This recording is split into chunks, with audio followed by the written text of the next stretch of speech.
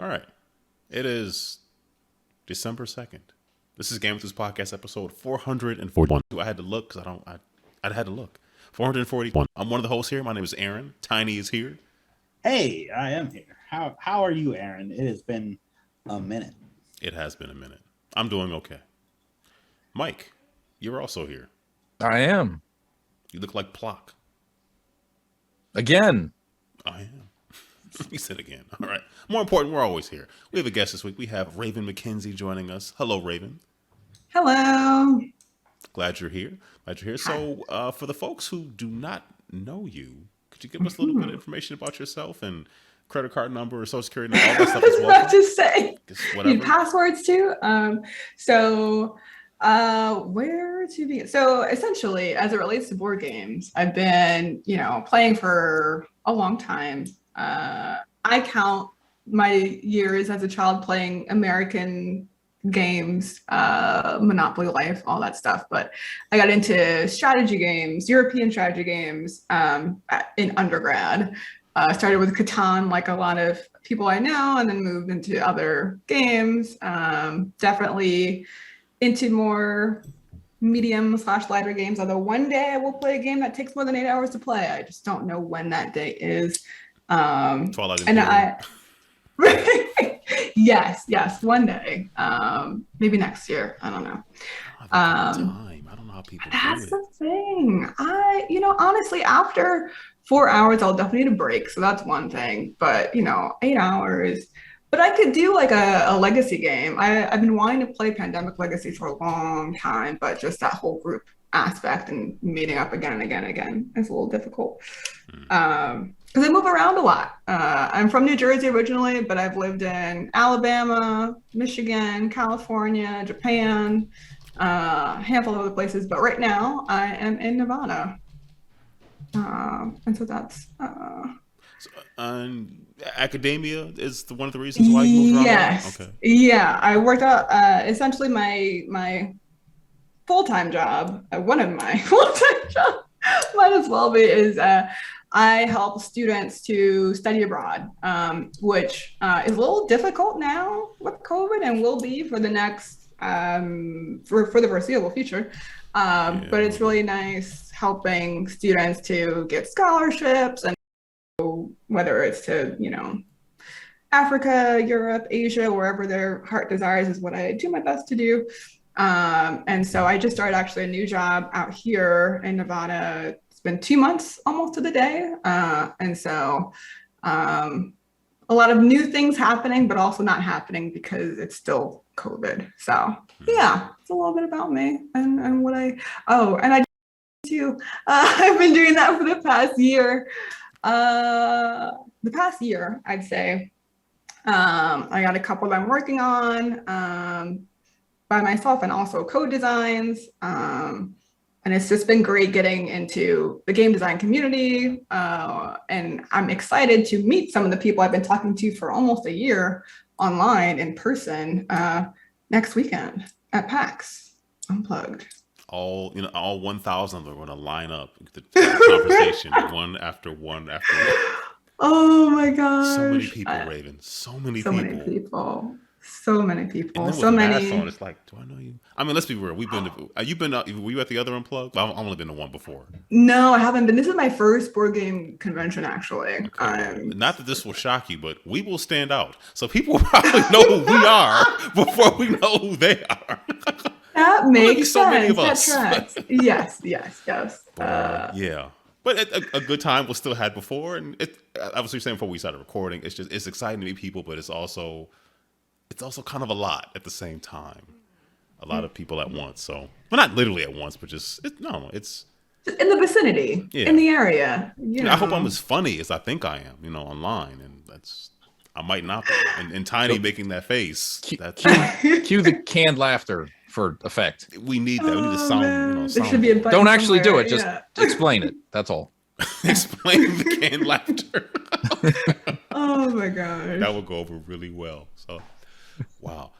You mentioned Just Japan. at random I'm sorry, times normally say, in other situations, there would be canned laughter after what I just said.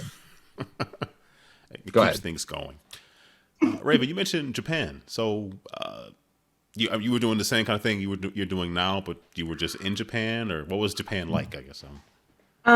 So Japan was a couple different things. I went there during undergrad to study Japanese and political science, and that was great.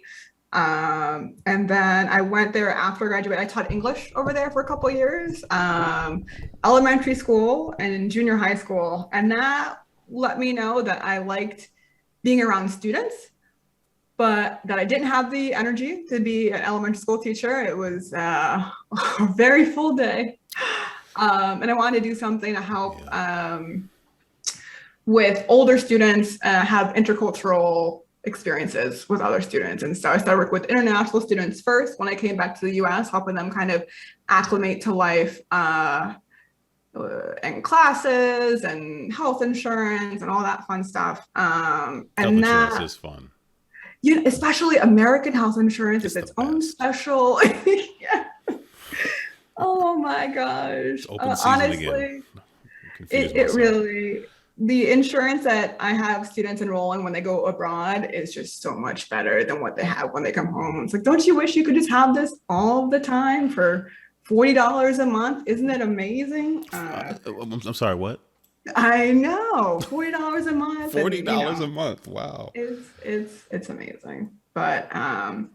But yeah, so I really enjoyed living out there. I got back to the US in 2015, and I really want to go back to visit some friends.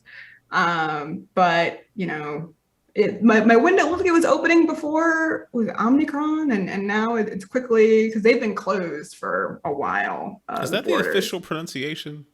I don't know. I just said it, and I hope. I'm sorry. I didn't call you out, but I would say Omicron. I don't know. I don't think that additional N is in there, because when you say Omicron, it sounds a little bit too much like Omnicorp. Okay. So what's your what would be Unicron? Let's just call it that. Yeah. Well, there was a video game, I think, made by David Cage. Somewhere around 2000 that had David Bowie in it. Yes. Omicron, the Nomad Soul for the Dreamcast. Yeah. And if you look up a YouTube video of a trailer for that video, they pronounce the name of the game for you. Can we just? So I'm going with that. Doesn't Google pronounce stuff? I guess I should look at that. It's like a lot of work. Well, you're not that you're wrong. I appreciate the suggestion. It's like a lot of work. Find David Cage, sit him down, ask him, how do you pronounce your game? And then run.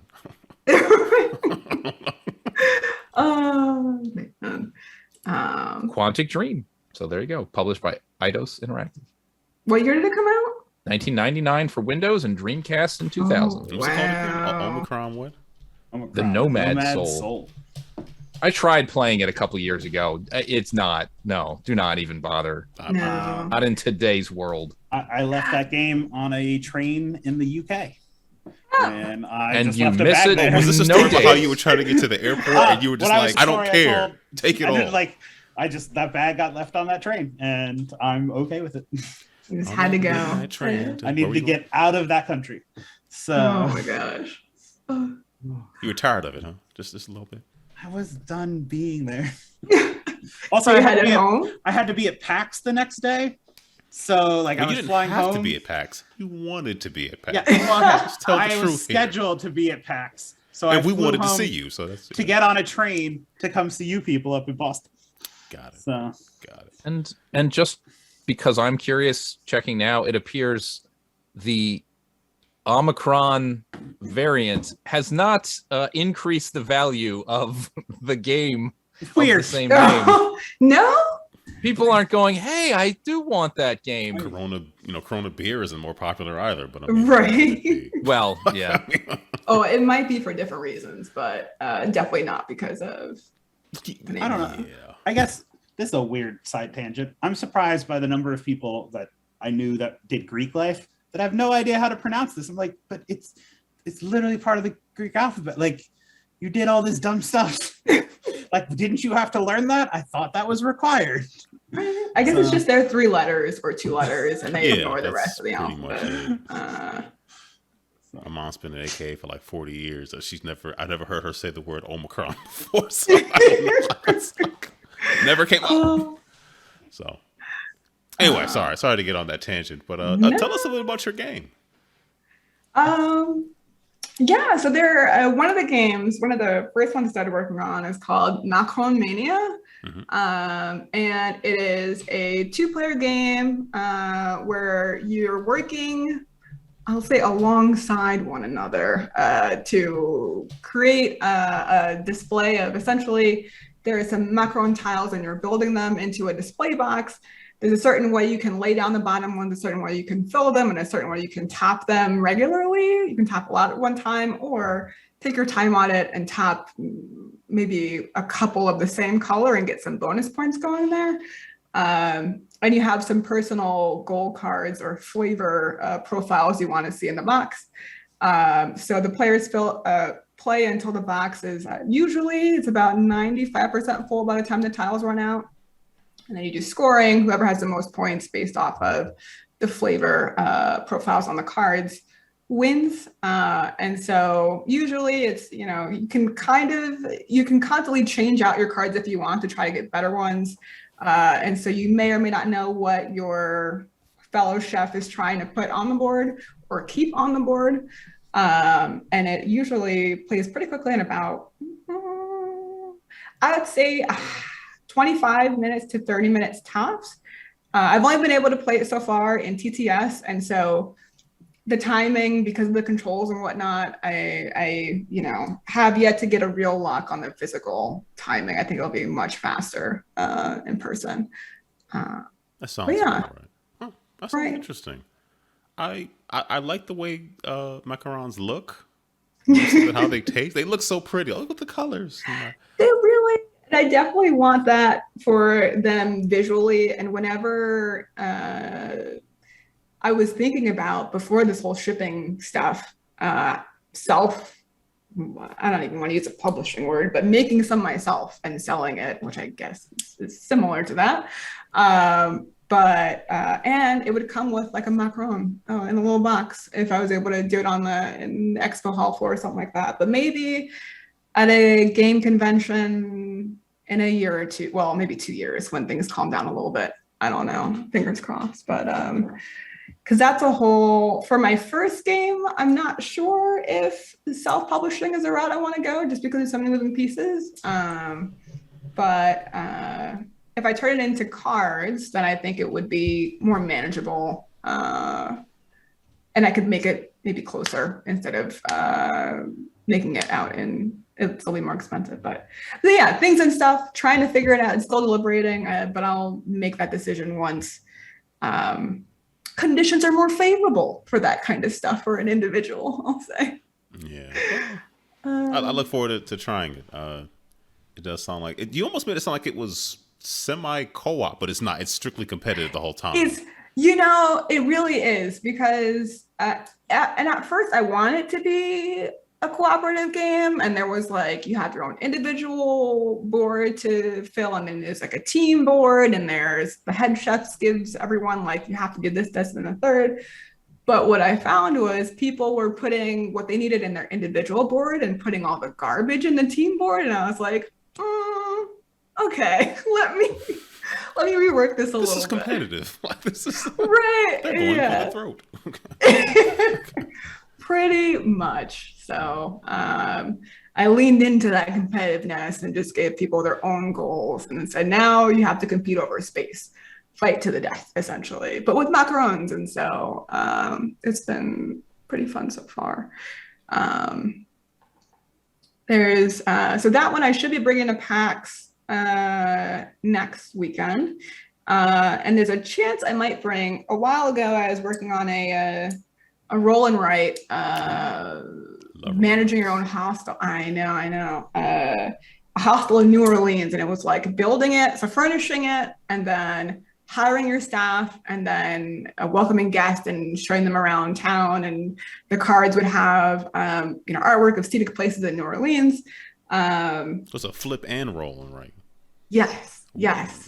Which it's definitely, in its current state, it's a bit heavier than anticipated.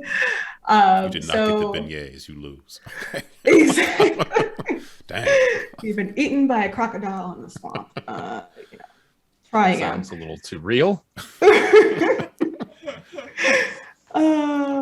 But I might, if I have enough time to tweak that in the next couple of days, I think I'll bring a couple of copies of it just to give it a go in person. And I would like to play that as well. So okay, yeah. I can't promise beignets, but the cards and the paper will probably be there. Okay, cool. We all have to, make concessions. That's fine. Yeah, that's Right. I just want to flip and roll and write. That's what I want to do. That sounds great. What is your? Do you have a favorite amongst the genre of flip and roll and writes or roll and writes or? Roll and writes is kind of up there. It's pretty high.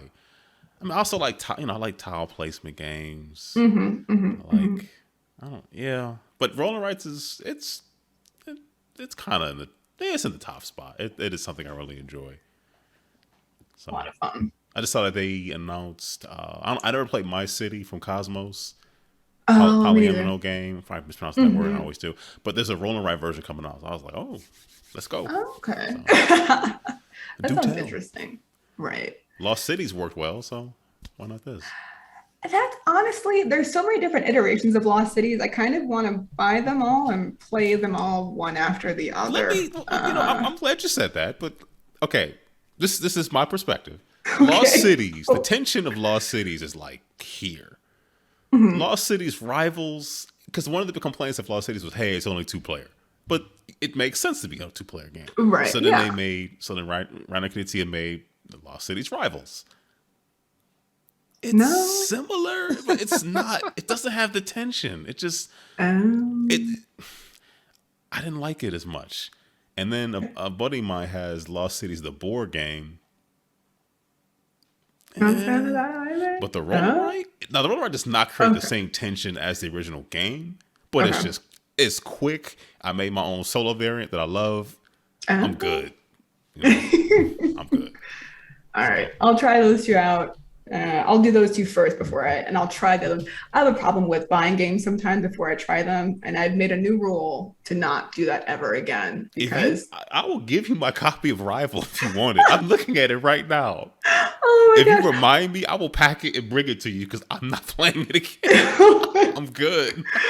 I'll make a note to send you a message on Twitter. Yeah, I will throw it in my bag because I'm good. And I'm driving, so it's not even a thing. Perfect. Yeah. I definitely have to. I'm bringing a large suitcase. I just bought a suitcase last weekend, and then with the whole new thing, I was like, oh, am I going to use this? But yes, I am going to use it at least for board games because I'm bringing it empty, except for prototype stuff, and hopefully coming back with it not too full because budgets. Well, I mean, like the traveling with the empty suitcase thing. That's a bold statement to be like.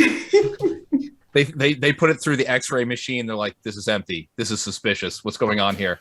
No. Right. I need the space for copious amounts of board games.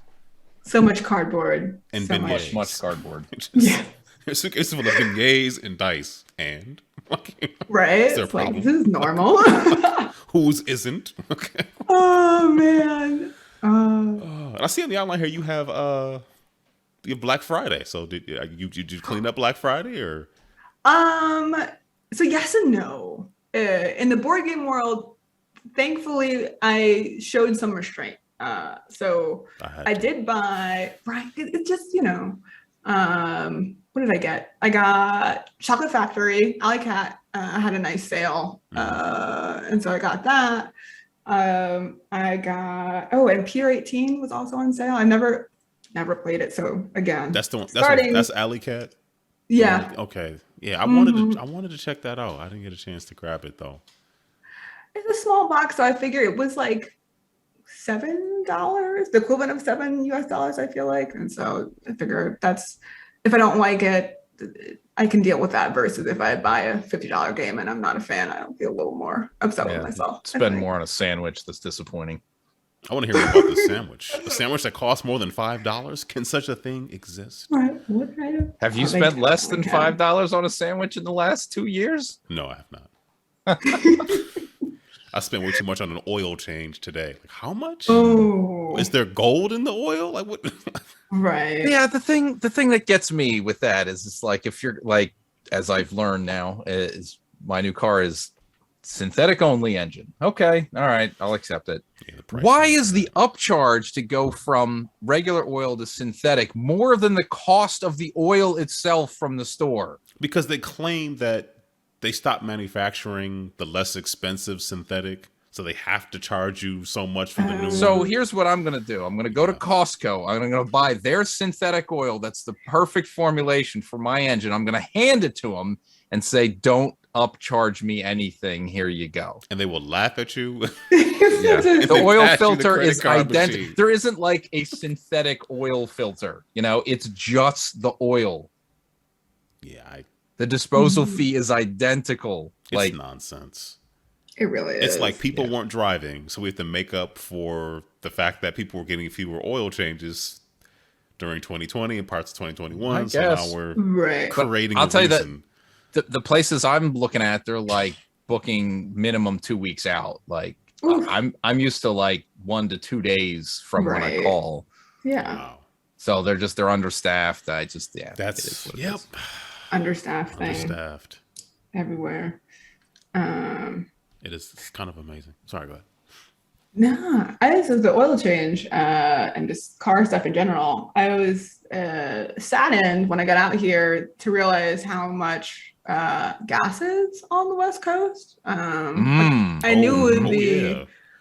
more, but and then went out to California for a hot second, and then I really saw how much gas is on the West Coast. So it's actually not that bad here in Nevada comparatively, but still It's more still than I was high, paying yeah. in Michigan or so between that and then also insurance is a lot higher out here because a lot that's the thing with living somewhere where a lot of people come to visit. You have some people like me who are trying to live our lives, and then people who are coming and like rent spiders and Corvettes and drive around town, and so it just makes Do donuts in the interesting. middle of an intersection and Yeah. smash into other people for fun. I mean, you got to That's buy that it. Bigfoot at some point. Just get one, you know? Just blend in. Oh We my all have a God. crazy car. What? Thought about it.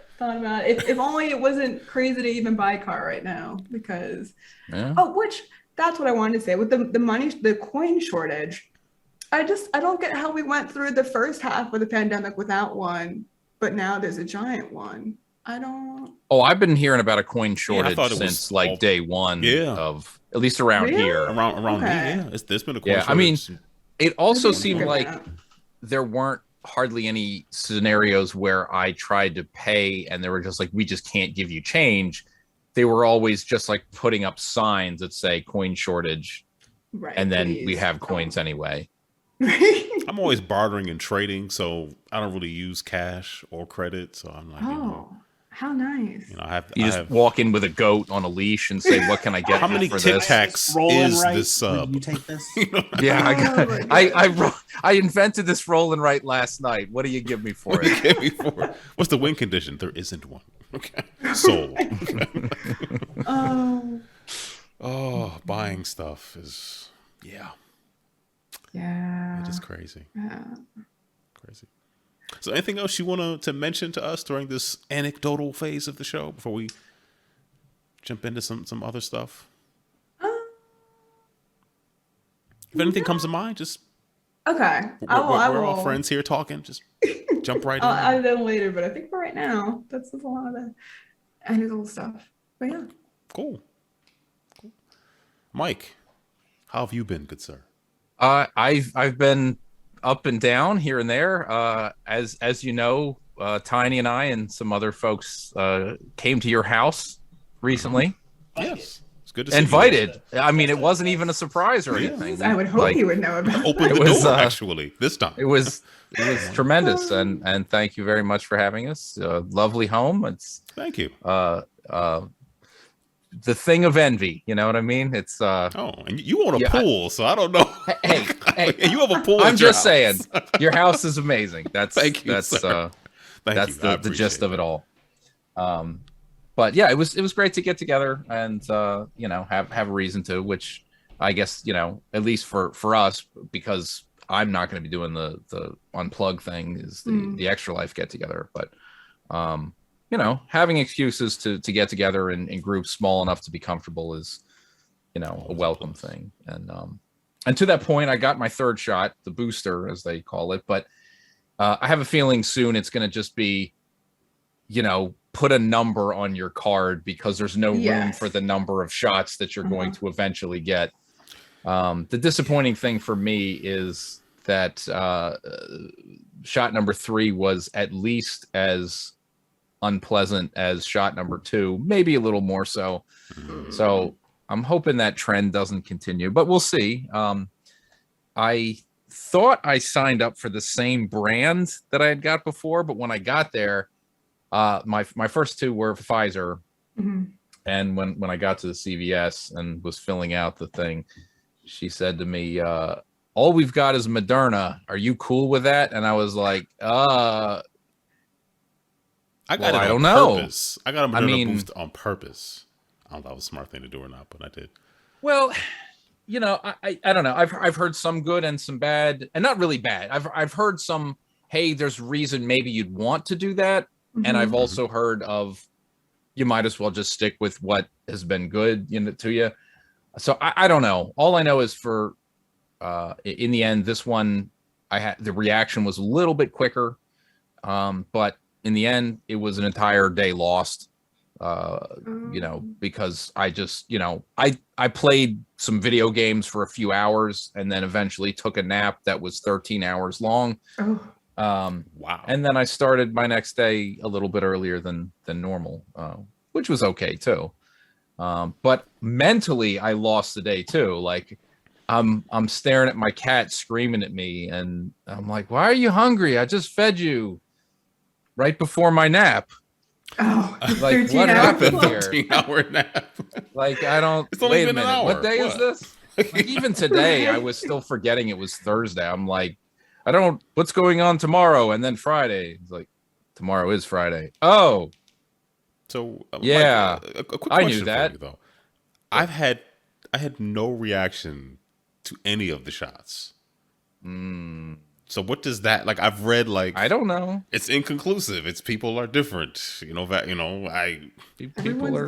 are different, but I don't know. I don't enjoy these reactions. They're really not. I mean, it's don't you feel like it's working though when you can't get up for 13 hours and then like it's doing something? Because it's there was a lot of whining and moaning. I mean, it was.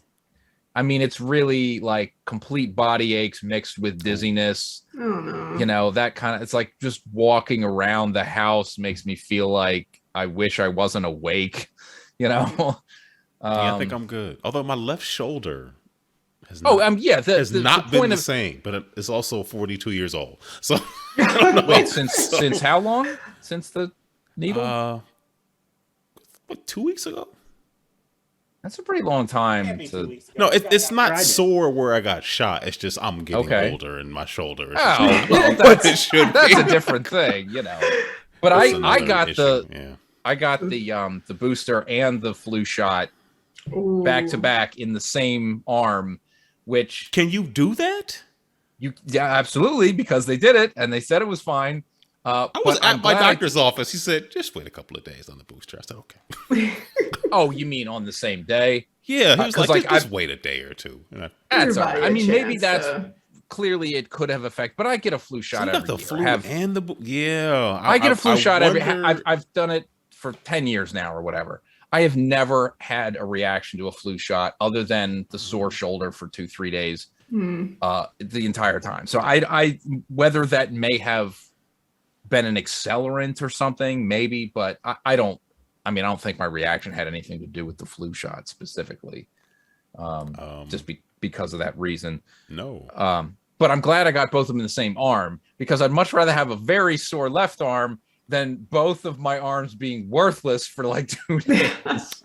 Yep, right you are. Because when I was finally feeling halfway decent on Sunday morning, I got to work beginning the repair for the basement waterproofing work that I had done, which I completely forgot if I even mentioned on the mini show that I did with Tiny that is not available yet, but hopefully soon. But the quick of that is I've had a lot of water issues. I think I may have mentioned that at some point on one of the shows, and finally bit the bullet and had a company come in and do it right. Jackhammer the floor, put in a drainage system and a sump pump and all that stuff. But they wound up tearing up the walls pretty good, and wasn't like, even though they I'm not saying they didn't say something was going to happen. I just didn't fully grasp how intrusive, terrible it was going to be. So one wall I completely replaced, and then I had to patch some other sections, and I'm still working on that. Spent a good bit of Sunday and Monday working on it. Tuesday a little bit, last night a little bit, and then today a little bit. And at this point, it's what's left is I got to do a little bit of something that needs to dry, primer that needs to dry, joint compound that needs to dry, paint that needs to dry. Then I can put the baseboard up. That needs to be painted. That needs to dry. Then I can put up I can redo the floor. Then I can put the shoe molding down. I mean, it's just. Will the halls be decked by then or no? Well, we are aiming to put the tree up this coming weekend, which ideally we would have done last weekend, but between my shot and this work and everything, I want to get it done so I can put the downstairs room back together a little bit. Because right now it's just a pile of stuff, and I threw away a lot of things, so that helps too.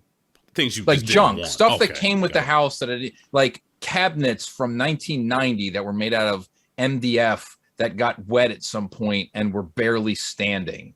Like it's just junk. How was the arcade impacted by all this work? Not at all, except for some of the stuff got moved into that room and it's kind of unusable at the moment. But that's okay, because I love the arcade. Once this is all done, some genuine work will be put to that, because I'm going to try to move out some more storage shelving from that room to make some space to move stuff, kind of get anyway. So yes, plans have been made in the general sense. But that's basically what I have on my list. So Aaron, you would like to be next on this order of discussion? Yes. I mean, this is, the order I'm reading it. Yeah, I don't want to be too long, but anybody watch The Harder They Fall on Netflix? I believe this is the first I'm hearing of it. Okay. So Harder They Fall was a Western with a predominantly black cast, and the whole point of it, well, it was it's a revenge story. It's very first of all, I liked it, but there was some controversy about how they went about crafting the story, because the movie uses real people, real historical people, but a lot of what happens in the movie is fictitious. And I guess the question that's not uncommon at all in Hollywood, by the way. I know. Thanks for sharing that, Mike. I wasn't sure. I mean, I'm just saying, it's like, if that's the controversy. Well, I don't want to say controversy. There was some debate whether or not, did it make sense to present characters that people have never heard of, but have what they do in the movie be nothing. Well, some people Idris Elba played Rufus Buck, who in real life went on a tear with a gang that was the Rufus Buck gang in real life, and they all got hanged in real life. They did some pretty bad things. He was also an antagonist in this movie, but his character in the movie was very different than his real life counterpart. I guess it begs the question of, is it worth introducing people that most people don't know about, even if it's fictitious, because it got people, now there's YouTube videos about who these people really were, people looking things up. And I guess the question is it worth it? I would say yes, because you would never have stumbled upon who was Rufus Buck or who was anybody, who was Nat Love, unless something like this came about, which is okay, good or bad or whatever, but it was interesting. So I watched it at home with my wife, and I think my oldest had watched it before we did. So then my wife wanted my parents to see it, so we watched it with them again when we were there for Thanksgiving. So I don't know, I enjoyed it. It is very much it's a Western, and there's not a whole lot of Westerns being made, at least not now. I enjoyed it. I recommend watching it. I'll give it a go. It was very interesting. So guns were fired. Oh, guns were fired. There was blood was shed. Yeah. Ooh. Oh. So yeah. Is this like a It's a violent Western? Well, yeah, like full of raided by the So. gunboat diplomacy? That kind, yes. Yeah, Were there okay, saloons and tumbleweed, or were those? There were definitely saloons. I feel like the tumbleweed didn't like jump out at me because I felt like it was part of the milieu in general. So I'm not going to say that word again because I might pass out. Yeah. So that was fun. And then apparently Idris Elba is in another movie about a cowboy cowboys really was nothing like what the West is supposed, the thing that's purported that the West is, but whatever. Rode a horse and shot a gun. Maybe in a rodeo, maybe not. I think it's called Concrete Cow, something, but it's something else that's on Netflix. Oh, it's the one about the Philadelphia, but that's not the one that's not in the past. Those are the guys that own horses that live in Philadelphia today. I just saw a still image. Yeah, that's and the name. Yeah, if it's the one I'm thinking, Okay. yeah, it's there are like the north side of Philadelphia. There are like a group of people that own horses. Like they have a barn essentially in Center City or whatever, and I'm pretty sure it's like a documentary on them. Oh, well, I wanted to watch that as well because I just happened to see the name of it. Oh, okay, I should watch that too. So there you go. I know I don't want to spoil stuff. I really want to talk about the Eternals with somebody, but like it felt like it's like it came out and people were just like, I liked it. I don't know. I know, Tyne, I know you saw it. Yeah, I have a lot of questions, like mostly about stuff that has happened after it. Like, does anyone talk about the new geological features of the Earth based off that movie? So, yeah. Raven, did you see the Eternals or Eternals? I guess. Or do you care about Marvel at all? Yeah. I do care. Okay. I'm behind. I just saw Shang-Chi over the Thanksgiving weekend. And so now Eternals is hopefully this weekend. I'll watch it, maybe. What is it? When did it come out? Did it come out on something or is it in theaters? It's in theaters. It's It'll be on Disney Plus. Okay, so January 12th or something like that, they said. That is when I will see it then in January. I just feel like there's so many things that question the stuff that we thought we knew and certain people's motivations where it's like, this is kind of important, even though I don't know, I enjoyed it. Apparently it has not fired on all the cylinders they wanted, but I enjoyed it quite a bit. It still did relatively well for movies in general. So and that too. $400 million. Nothing to sneeze at, but it did okay. Yeah, true. And then those after credit scenes. Some of that CG was real suspect. Let me tell you, man. I'm not gonna say anything else. That CG was like, who did this? Oh no! Oof, it was bad. But the reveal is fine. It just was like, but why? Which reveal are you talking about? Are you talking about the first one or the second? The first one. The first one. Yes. Okay. Yeah. Yeah, the second one with the confirmation on the disembodied voice was like who that voice was. I was like, okay. We're doing that. And we already knew, but still, it's still kind of cool to see. So, yeah. And then anybody watch King Richard? Not yet. About Venus Serena. Well, the King Richard is their dad. So that I enjoyed that as well. That's on HBO Max. I think it's in theaters as well. It was good. And apparently he had some other children who apparently took a little bit of umbrage with, how he was portrayed. Because it's like, he was a great dad to them. Right. Not to me, but oh boy. So, no, that was good. And obviously it's, Will Smith. It's an Oscar bait kind of movie, but he did a great job with it, I thought. And then we were watching some interviews with Richard Williams that were also very enlightening. Richard was quite good. That watch at some point. That might be. I might have to say that for over the holidays when I'm with the family. I think that's going to be on the list of movies to watch if people haven't watched it yet. I think.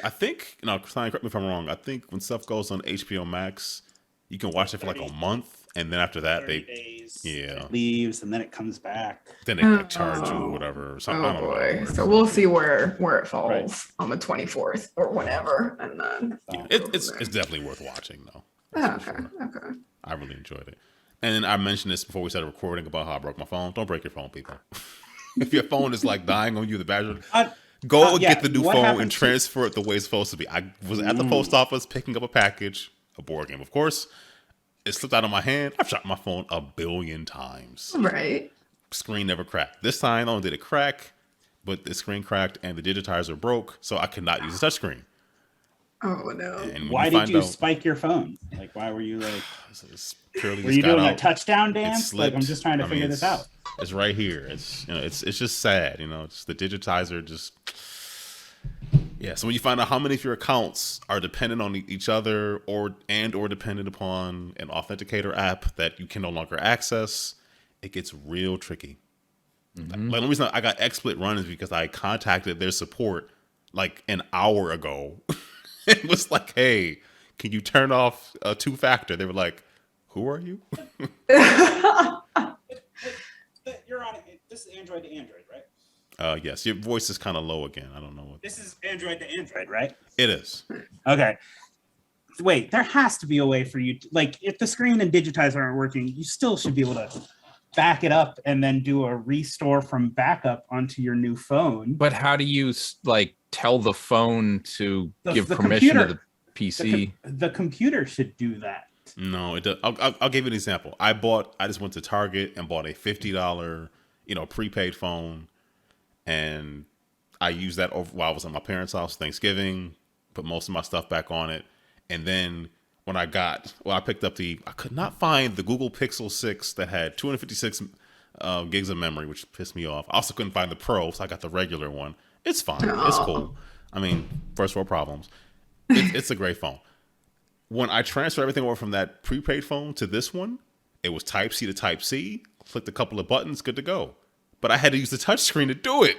So on my old phone, it's not an option. Now, Tiny, I will say this. I did have some LG software that had backed up that day. I dropped it. I dropped it last Tuesday. And I was able, I just plugged it in, pulled some files off of it, onto my PC, and was able to do some stuff, but not as much as I would have liked. For authenticator stuff, I'm just short. Well, that's because that's probably using like whatever some TPM chip or something to be like, this is the unique code for this machine, and that's like there's some stuff that I'm just gonna say that this sounds like a really good time to remind people you should back it up. Well, I do. No, that's the thing. I do. You should back your stuff right. Is I guess really what the answer. Well, I mean, okay. Well, how do you back up authenticator? Right? That's like Michael, you use an iPhone. Yes. I assume you're doing an iCloud backup. I don't know. Who cares? There we go.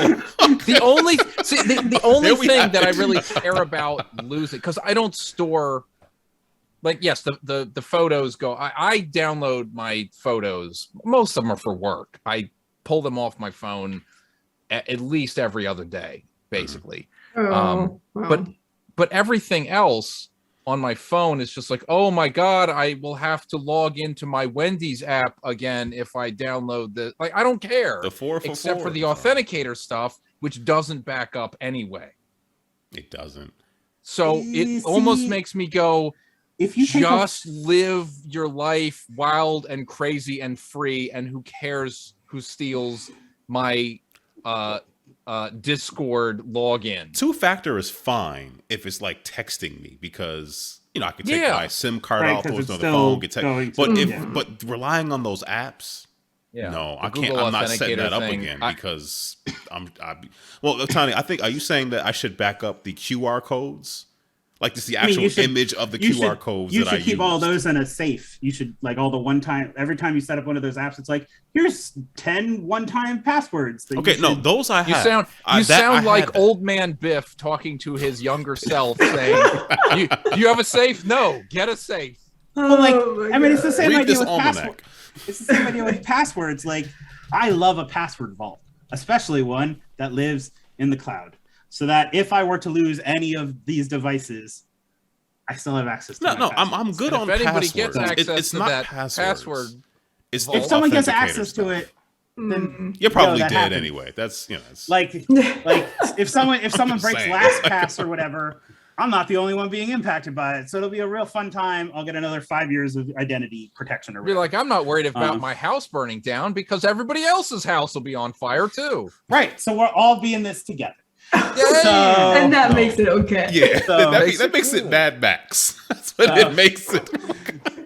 As long Why is as that guitar spewing fire? the Dom store or whatever is open, so we can all get our Mad Max cosplay. Now, Tiny, I'm with you. I so- do back up my password. It was not individual password. It was stuff that I relied on Microsoft and Google Authenticator for specifically. Examples, XSplit.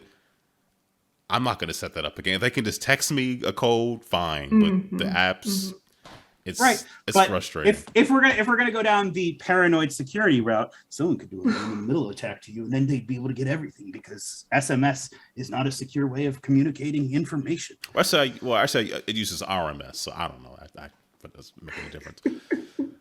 I do hate the gaps in text messages though, because supposedly Android messages back stuff up, but then it's like, well, why is there a gap between like March and August of certain threads, but not all? It's like, it's Do you keep? I mean, I just leave it alone because I don't really care one way or the other, and that way I can scroll through 7 years worth of text on everything because I haven't destroyed a phone yet, and I've been able to back up every time. is that a humble But brag? Is that also- what this is? Like, you No. have 7 years of text Mostly- messages? I wish I did. Mostly, I don't care, and if I cared about the like the data, because people text pictures and little animated videos and things, and it's feel a attacked. lot Go of data. If I cared about it, like if I cared about wanting to have that data free on my phone, I would just delete all that stuff and never look back. And I don't need to know what someone texted me 6 years ago and what I said to them that day. Generally speaking, sometimes it's fun to look at, but it's not exactly like the end of the world if I never even remember that conversation occurred. Okay, gotcha. Okay. Where's that cloud? I'm shaking my fist at it. All right, so I won't belabor the whole broken phone thing anymore. Tiny, what have you been up to? I'll go real quick. So Netflix, I watched the second half of the He-Man Revelations cartoon or whatever. This is like Kevin season Smith. 1, part 2. Is that what they're Yeah. calling it? Yeah, this is the Kevin Smith continuation of the 1980s cartoon, like what happened later. How many toys were sold? I mean, they are selling toys specifically for this. They really are. I've been down. No, I don't believe it. I believe know, you are right? lying to me right now. So anyway, it was fun. Like, if you're already watching, I'm a child. I realize this. I'm just gonna throw this out here. The first episode of the second half, they have Clamp Tramp or Claw Trap, something like guy with just Claptrap? no. It's like a guy with a mechanical arm that's like what you would see in an arcade. Or something. Yeah, it's like it's like like a claw. like Claw? Claw Champ. It's something like that. Is he the That- guy with the metal jaw? No, that's a bad guy. This is a good guy. Oh, it's a good guy. Yeah. Is this And then they Ram also- Man? There were a lot Lost of characters in He-Man. There's too many. Well, so also he's hanging out with Fisto. Wait, and what? in the artist, first, or this is the He-Man character of he has a metal fist. Okay. that's- This guy looks that's- familiar now. That is He-Man. That In the toy first was 5 really minutes terrible. of the show. Most of them were really. Skeletor's they were pretty bad like, toys. being evil or whatever. And this actor must be the greatest actor on earth. Because in a voice where he's not laughing, he's like, I can't wait to fist him. And I just started laughing. Like, I'm like, what? Like, this is That's a lie? self-aware. I don't want to judge what you're into, but Like, I apologize. What did he say? Let's rewind. And nope, that's definitely what he said. oh my god. context is key. So who's the So, guy with the crab arms and stuff? Who was that? That's Clawful, I believe. There were some really awful puns. Awful. Like, Wow. I'm Like almost Ram Man was certain. garbage. The Moss Man was dumb too. What was his ability? Like he just was covered in moss, right? That But like, like what he's does like that do? he's like the Swamp Thing or Man Thing of. He throws cordyceps at people. Ah, my brain is being controlled. He's like anyway. I was never the biggest He-Man fan. I was when I was 5. Now, Tiny, are you I really Here. was. even I old enough put- to have experienced He-Man at was its time? Probably, I was at the tail end. Yeah. Probably, but here I put there's a tweet with the GIF someone put on the subtitles. He'd sure like to fist him as he's throwing his fist up at Skeletor. All right. So this caused me. I'm a child. I realize I'm a child. So anyway, Googling He-Man character with It's, metal hands. One of the things that came up Or just putting in was Fisto. a top 20 inappropriate things in He-Man. The number 19 one says the case of the missing pants. I don't know. I'm not going to Featuring read this whole Fisto. list, but I mean, a you lot know. of them don't wear pants now that That's like I true. think about Oh, it. yeah. Like they're That all bad. wearing like Robin like Yeah, it's loincloths Speedo. and Yeah. a lot of fur. anyway. Who's the guy with so, the tusk? Who is that? In the image I shared, or No, another. just I like just in started general. Googling, like, Oh, He-Man I'm like I don't know villain. what I'm supposed to tell I you. see here. some guy with a tusk. I thought it was Beast that's right. Man. And He-Man had PSAs just like G.I. Joe did. He did. Right, because Forgot they about had to that. they had to have educational value because Of course. dumb stuff. Mindless but violence was not. if for you children. if you think this is funny, or you are also a child and just laughing at this, maybe you should check out He-Man Revelations, which is Maybe different I than the other He-Man show on Netflix, which is like an updated new He-Man, so where it's him and his friends. two concurrent. There are series? two concurrent series Wow. on Netflix. Anyway, Okay, well, yeah. One is for old people, and then the other one is like looks like it should be a phone game. Old people. Yeah, like yeah. 2 hands up. Old people. We were talking about Marvel earlier. I am now 3 episodes into Hawkeye. Third episode is out. The 3rd episode came out yesterday. I have not Okay. watched a It- single. It is a one. Wednesday. It is a Wednesday show. No, it did. Wednesday show. Yeah, and they had the first 2 episodes came out last week. Is it good for time? Thanksgiving. It's smaller scale, and I like that. Like it's I like just Hawkeye's watched not like Eternals. I don't know if I'm into that. No, I'm kidding. Go ahead. like I mean. So it's cool. Like it has to do a lot with the Hawkeye series, A Living Weapon or whatever. Like he fights the tracksuit mafia, and there's a dog that they keep feeding pizza to, so it probably will die soon. Jesus. That's the real crime. Like That is. That's the. Get so 'em. what's weird is I've also in the comics they're doing like a Death of Doctor Strange right now, Mhm. and he has a ghost beagle, and it's talking a lot of stuff on other dogs in the Marvel universe because like it can speak English. And one thing Of- it's of like, oh, course. I'm sure he's going to be a ghost soon because they keep feeding him only pizza. And his name is Pizza Dog. Anyway, so But there's a hit monkey, so An adjective. yeah, no, I mean, let's not anyway. But I think the Hawkeye series is fun. I like Haley Steinfeld as Hawkeye also, which will confuse people.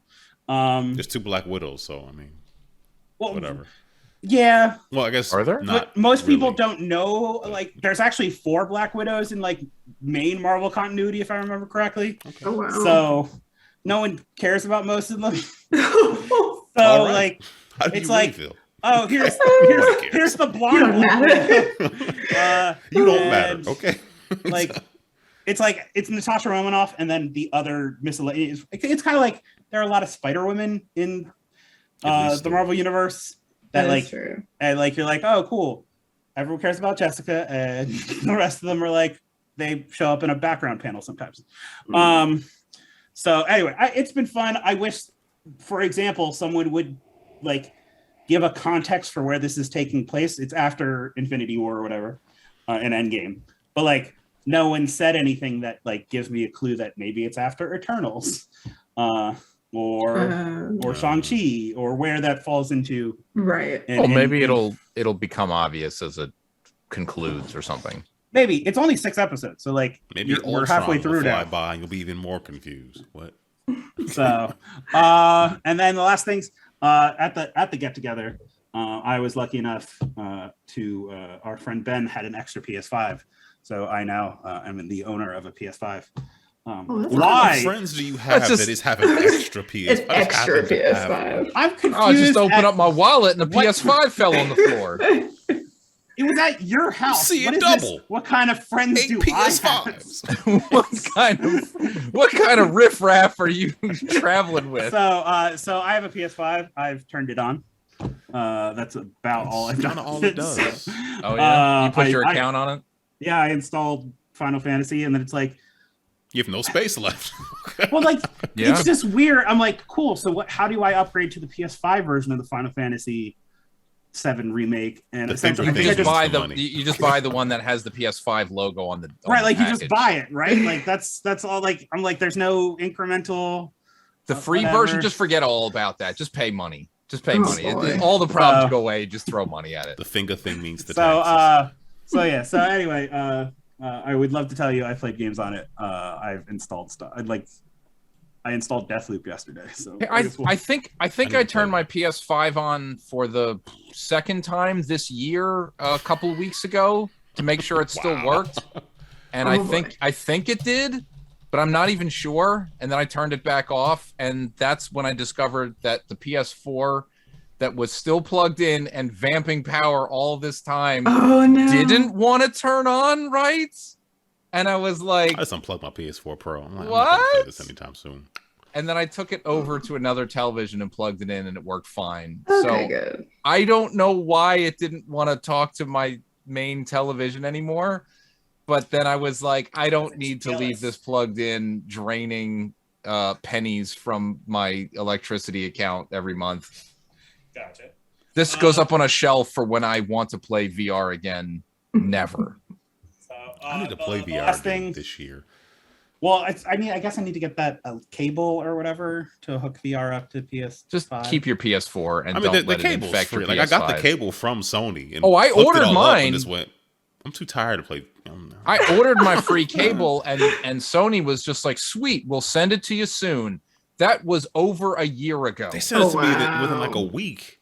Right. I never heard of anything. You know what they heard about? You kept bad mouthing Ken Kutaragi. They didn't like that. No, I just said I didn't want to put the VR headset on anymore. And they were like, "We heard you." So the last thing they know what we did. I did Thanksgiving at my sister's. I did appetizers. Mm-hmm. So I made mashed potato croquettes, and they were very surprisingly good. The pictures looked very nice. I made candy. I will say that. You made candy yams. Okay. Well, my mom basically said I'm tired, so I'm delegating. Pick what you want to do. I was like, I'll make candy yams, so I did that. So. Well, right, but like you drove 6 hours to your, or actually, is it longer than that? It was under 8 because we left on a Tuesday. So. And we left on Saturday, which is also under 8. Because normally if we leave Wednesday or Sunday, it can be madness. All the traffic on the road.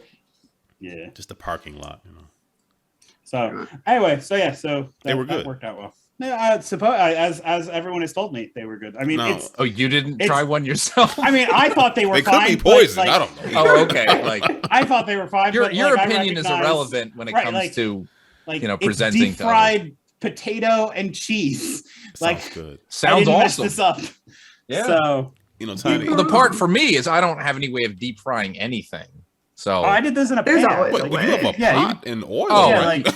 You can but you need one of those stupid baskets that hangs and lets the oil You drip. could grab with something else. You did. I did it in a serrated spoon. Like a high wall pan or whatever, and like 4 at a time. Sounds like a lot of oil. It wasn't a lot of oil because you filled it up once. What do I do? What else can I say that makes you say don't try doing this at home? I mean, I'll tell the oil got thrown out in the backyard. That's what I would do with it, because it's definitely not going down my drain. It's olive oil. No. It's not trash. I mean, like it's not car oil. You know, Like, somebody. yeah, I don't care what kind of oil it is. I'm not putting it down my drain. Because I would just put it in like a contractor strength garbage bag. Now, mind you, this is like, I don't know, 3 gallons of like peanut oil. Oh no! Fried. Yeah, like, and I would just, honestly, I would put it out for the trash and just watch the people pick up the garbage. Like, are they gonna take it? I'm out there looking at the blinds. Like, are they gonna take it? He's picking it up. He clearly broke his back. It's in the truck. Oh, I have seen garbage men so many times pick up a bag, like a tied up bag of trash, and throw it across the street near the garbage truck so that they can then pick it up again, just to get out of the road faster, right? Yeah. And I'm like, how many bags have they ever thrown that just burst like a water balloon in the middle of the street? Oh my god! That's what I didn't want to happen with mine. That's why I was like, please pick it up and put it in the truck. Okay. They're lifting it. They're struggling, but it's in the truck. and then when they're done, they push the button where that thing comes down and just crushes all of it, and then it bursts like a water balloon. I'm really supposed right to in their take face it to like the landfill or whatever. I'm not really supposed to throw it out. Honestly, I'm not doing the right thing. That's another reason I don't want to mess with any of that stuff. But yeah, I just like all the oil stuff I do, I just let it congeal and then put it in a bag and put it in the trash. Letting it harden and freeze, or harden, that does help. Mm-hmm. Yeah. Mm-hmm. Then you can put that bag into a big box and then act like there's something just in it. What is this? Don't worry about it. It's yard 18 pounds clippings. of peanut oil. Why? No more questions. It's from a peanut tree in my backyard. Where all these leaves and branches are from. Yeah. Don't look at me. Don't make eye contact. China, can we hear you yet? I don't know. Can you hear me? I have no idea. Yes. Much better. Yeah, it's better now. Anyway, yeah. So that was it. Again, I don't know if it's peanut oil. Again, it seems like something that could be returned to nature. That's a good point. Like, if you have nature, right? Another valid. Like, again, the woods in the back of my house. Yeah, not one tree that grows up out of the sidewalk in front of your, city dwelling where I'm just going to hurl this into the road. That's nature, isn't it? Asphalt, oil, whatever. They go together. Let me see if I can spread this across the street and see if I can slick up the road and put up a YouTube video of all the crashes that occur. That sounds morbid. Nobody gets hurt in a car accident anymore. There's 27,000 airbags in every vehicle. That's the way that works, isn't it? No. I put up a sign in front of my house that said 5 miles an hour, even though it's actually a 68 mile an hour road. I'm not sure where 68 came from. Don't worry about it. I'm assuming it's like a 30-something, maybe. Kilometers? Like, why are we? Yeah, I don't know. They converted from Celsius to Fahrenheit and lost. They rounded up and down, and it's now it's just a weird number. Our colony's moving over to Kelvin. No more questions. Why? Everybody's on metric so time. Many questions though. So anyway, do we want to talk about games we played? Yes, we want to hear from Raven. Raven, what have you been playing? So I've been so busy making, I haven't had a whole lot of time for playing, but what I have been playing has been, so I did get to play when it came out, it's been out for a while now on Board Game Arena, but Chocolate Factory. I've played several solo games of that because it's a lot of fun, I feel like. Happy City, which honestly can be more cutthroat than I thought. Such a small, puzzle-looking box. Even has happy in the name, but I played several games when I was like, okay, this is what we're doing now. And so is the name ironic? It should be called Cutthroat City? I mean, it wouldn't Cutthroat be Island. wrong. Work for the movie. Right? I mean, it should join that lineup of Forbidden Island and Desert and whatnot. I mean, but it's a nice little quick game. What is the main mechanic in it? So you build it when you're it's card drafting into your own tableau, and you're trying to gain a certain number of hearts and people that you'll multiply together to get or multiply or add together to get your final score, essentially.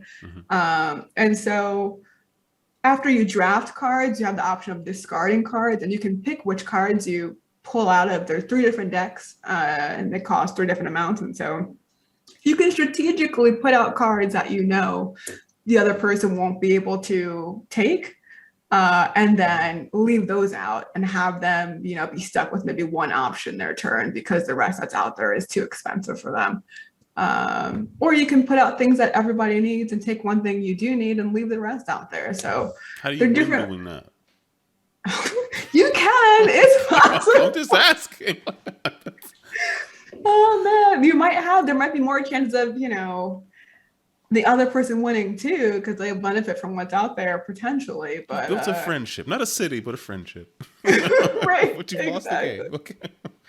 Oh man, so that one, and that's one I do want to eventually get a copy of at some point. It's an easy, quick game. How are you playing it now? Because is it on Board Game Arena? It is on BGA. Okay, cool. Mm-hmm.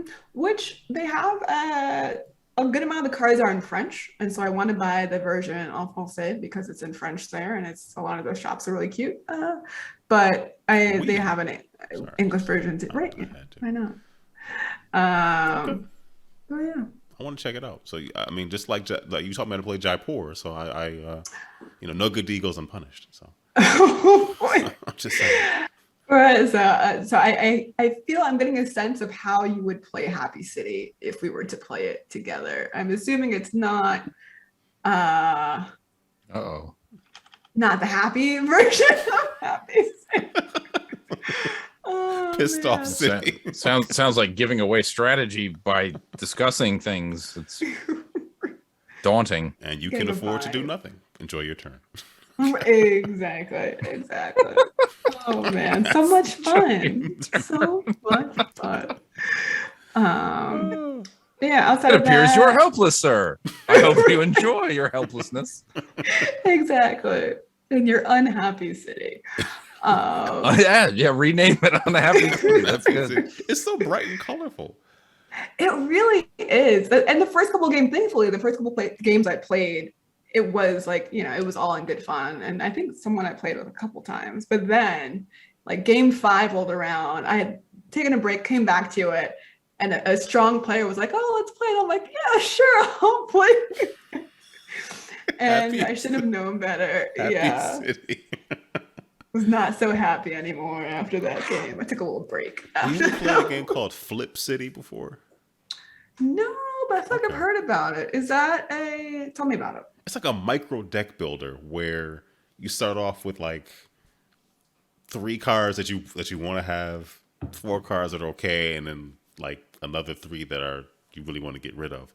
And you're trying to earn like I think a certain number of coins. So it's a deck builder, but it's like a micro deck builder where you're laying out what you have, and then if you don't on that turn, if you don't win, you kind of just scrap everything, reshuffle, and then deal. You're trying to acquire better cards and get rid of other ones. You can pass off ones that you don't want to other people to mess up their decks. Wait, is this? Slick. It's not gentrification in a card game, is it? I thought about that. Okay. And I looked at the imagery and looked at what's there. I was like, okay, they're safe. Okay, good. That didn't cross my mind. So I was like, minute, okay. Is that a red line? Like what is what is this? No, it's interesting that you thought the same thing that I was. And there's like a not a sequel, but I guess a standalone like pack, I think called Flip City. If I can read, it'd be great. I don't know, it's like Flip City like Forest or Flip City like Reusable. You can add these other packs to. I've only played the base. I own 2 of the 3 different things, but I don't know. It seems fun. I just thought about it because of the word city. Right. Yes. There's a lot of. I'll double check going out. A lot of games that have the word city in it actually, but City. Oh, I wanted to get whatchamacallit. I resisted. Deep Water Games had a nice sale over the weekend. Floor Plan. Speaking of that's housing type games. Yeah, that one was not on sale, so I was like, well, I'm surprised. Welcome to. They had a nice bundle, but I like playing that on VGA, but I don't think I own Welcome to. I've thought about getting some of the add-ons. I just haven't. I still have fun teaching people the base game and then watching them beat me. But whatever. It's fine. I'm used to it. Not a problem. So it is what it is. So I've played the base game several times. I tried playing Welcome to New Las Vegas, and then I put it down. I went back to Welcome to. I'll revisit it at some point, but I've heard mixed things about the Las Vegas thing. What was it about it that made you go back to the original? It was just so I was trying to play it on BGA, and sometimes the controls feel user friendly to me, and in that case, like I think between the rules and the board and the automation, I'm just like something isn't connecting here for me. So maybe I'll give it a try at the actual table at some point, but I just couldn't quite get into it online. I've never played. I just heard people say there was some mechanics that they felt like, let's go back to the OG. Gotcha. So interesting. You have Yakuza series up here. Have you been playing Yakuza? Yeah, and honestly, so I have a little bit of a problem. Uh-oh. Where I have the first 3, I want to say, and I'm finally really close to finishing the first one, but just because it takes so much time, I feel like, to get through, and I really want to do all the mini stories in the game. So sometimes I'll find like I'll just get on there, walk around for a bit, eat at a restaurant, go do host club stuff, and then sign off. So it's taking me longer to get through the main story because I have so much fun just walking around Japan in that game setting. But yeah, it's been my goal is to finish the first one and the second one before the next Steam sale, which isn't going to happen because there'll be another one in December. So before, I think it'll be a while after that. Don't they wait until like the summer sale? I think is the next big one after winter. I haven't really bought anything on a Steam sale in so long. I don't even. Give me your powers. You know what it is? My Steam library is so insane. It's like, I own that. I don't need it. Yeah. That's the biggest part. I just was going to say board games took that place in your heart. I still play video games, man. I resent that remark. But truthfully, he's like, yeah, no, you don't. In the last couple of years or so, like the best deals on Steam sales are games that a lot of people already own. Yeah. This is true. Like a Left 4 Dead or you'd be like, oh yeah, get Left 4 Dead 2 for like 24 cents or something. It's like, okay, how many copies have been gifted around of that game for the last decade? Also those humble bundles. Like I got so many of those bundles with like, here's 1,000 games. Well, like, yeah, for a while. I haven't done a humble bundle in a long time. I haven't either. Yeah, It's been I just say no need, but have they had them lately? Like, yeah, in fact, I was just looking at one earlier today, and it's like 10 Batman games for like $10 or something. But they still do a thing you can slide like how much money you want to give to the cause. They've kind of changed that around a little bit. That's what I have not seen in quite some time. To be like, the developers do need a little bit of money here. We can't just be like, yeah, shaft them and give everything to charity. IGN owns Humble, so yeah, they want to make money. Well, yeah, but what is IGN anymore? I mean, come on. I don't know. I look at their YouTube videos every now and then. I'm not saying they don't exist. It's not a shell corporation. That's not what I'm trying to imply. I'm just saying IGN is not like what EGM was 30 years ago. They're just a website. They're not like some big influential big deal thing as far as I'm concerned anyway. I haven't gone to IGN in probably 15 years. Oh, wow. For anything. I've never even seen a link.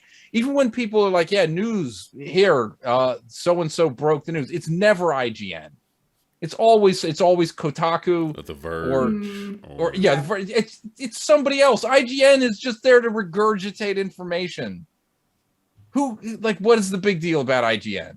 I don't know about that. A lot of people still go to IGN, but I was going to say like we don't. I'm pretty sure IGN is in the top 1,000 websites on the internet. like of all of them from like That's Alexa cool. ranking and whatnot. Like So are that a is- lot of websites I would never go to. Good point. Michael, you are by no means ever going to be the standard I would use for. Hey, I get that. I get it. I'm just I like my go-to news for games. The aggregate of news is GameSpot.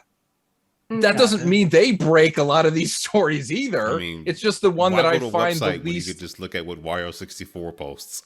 That's Yeah, I mean, that's- mostly. Yeah, that's Twitter that's is pretty much truthfully, like, I oh, here's a link. Great. get. Yeah, Pretty pretty much. Did you know about this thing? Ooh, no, I didn't. Want to click on it. Yeah. Piece of candy.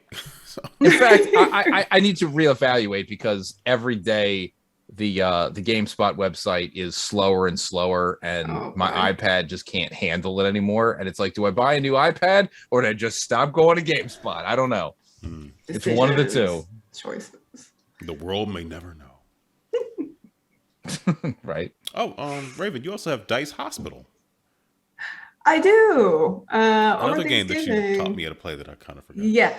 Oh well, Dice. It's I liked that game a lot, and I want the expansion. Although I think there's a third community care expansion that part of me it was on sale, but I think only in the UK right now, which saddened me greatly Dice because theme park, or that was a Kickstarter they had, right? yes.